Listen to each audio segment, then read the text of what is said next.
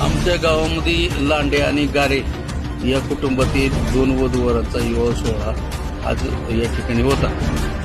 त्या ठिकाणी लग्नाच्या वेळेला आशीर्वाद देण्यासाठी सुनीताताई बोराडे मी आणि देवराम लांडेंना पुकारतो।